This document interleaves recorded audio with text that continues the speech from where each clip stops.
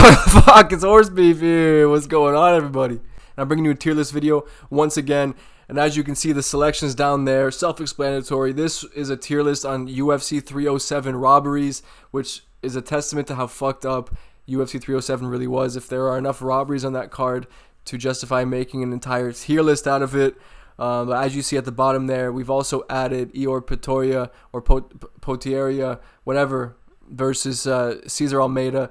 Because of the nature of that fight and the blatant cheating by Cesar Almeida, it went to decision. So for me, the fact that there were no point deductions kind of contributes to this fight, in fact, being a robbery when you consider that. You know what I mean? So that for me is a factor. And even though it doesn't fall under the typical category of what a robbery is, I am including it because for me, based on the officiating in that fight, it in fact was a robbery. So let's get into it right here, man. We have Alexander Hernandez versus Austin Hubbard. This one I'm going to stick right in close fight. I don't agree that this was a robbery.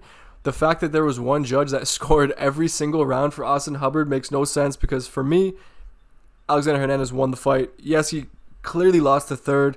Austin was piecing him up in the third as Hernandez started to fade a little bit. But rounds 1 and 2, I thought were clearly Hernandez's. He landed the more damaging strikes, or sorry, the more impactful strikes, I should say, right?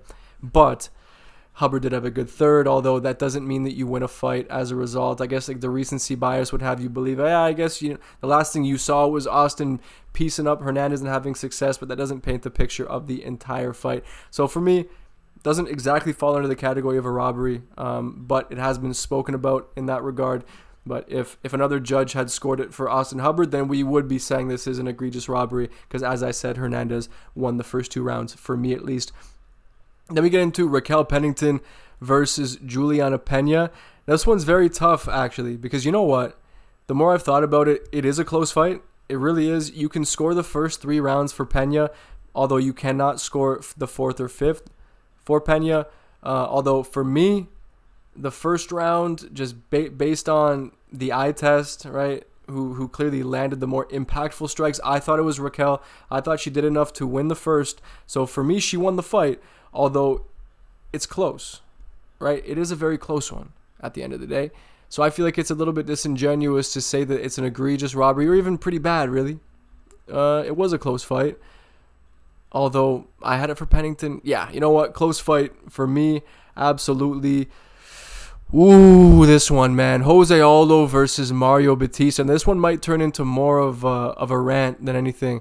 But Mario Batista should be ashamed of his performance. He admittedly took the blueprint that Merab Dvalishvili employed against Jose Aldo and just held him against the fence, but that should not win you a fight. And I know that might sound rich after what I've said about wrestlers in the UFC and how they're not the problem, but this isn't wrestling though, right?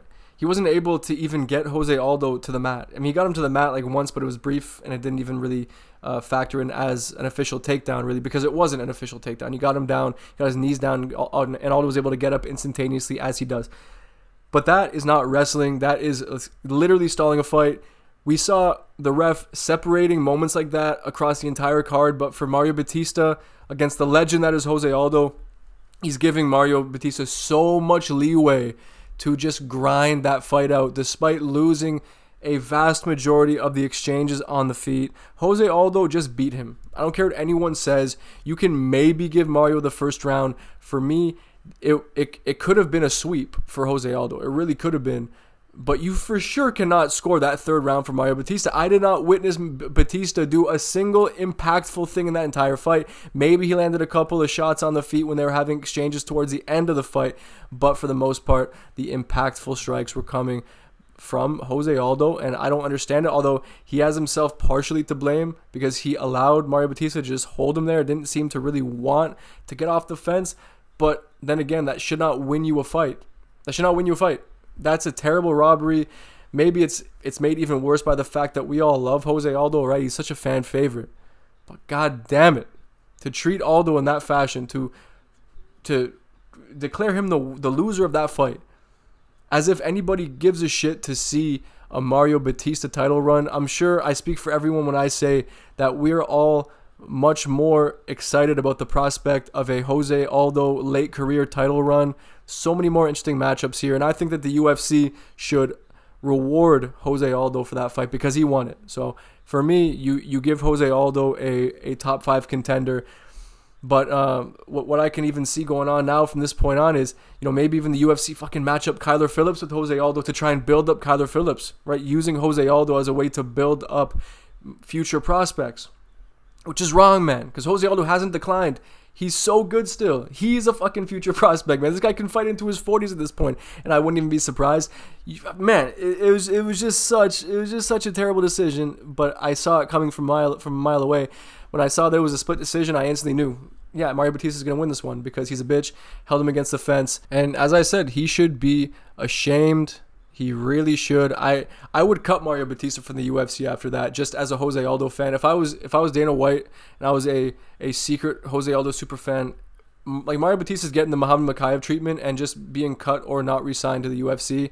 No place for that kind of shit. I would 100% agree if that kind of fighting is what you're referring to.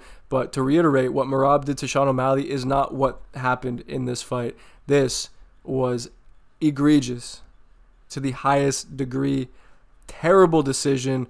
I can't say it's one of the worst robberies of all time, but when you really come down to it, man, it's terrible. It's terrible. And for it to happen to Jose Aldo in that way, it makes it even worse. He's such a lovable figure, one of the greatest fighters of all time.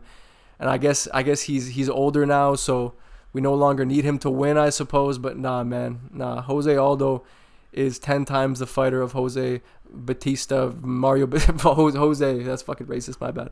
Mario Batista.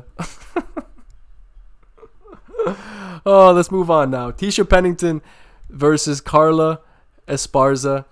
Now, this one is weird here because some people were saying that Carla Esparza was robbed. For me personally, I had it scored for Tisha Pennington. I thought she won the first. I thought there was an argument that she could have won every round, right, when watching it live. But then that moment at the end of the third for Carla Esparza maybe swung the third round in her direction.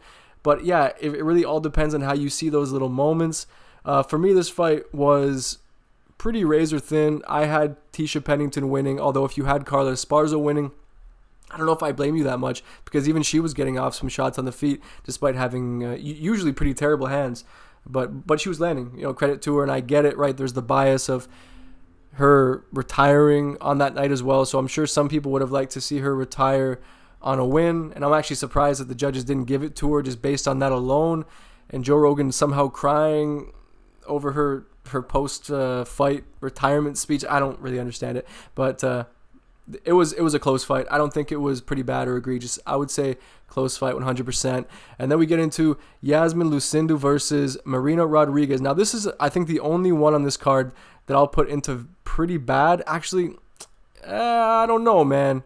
There might be an argument to put the Potieria one in there as well. But let's just talk about this one first. Right, Yasmin Lucindu was cheating during the fight, just like Cesar Almeida was, right? Digging the chin into the eye of Marina Rodriguez. So we had that going on.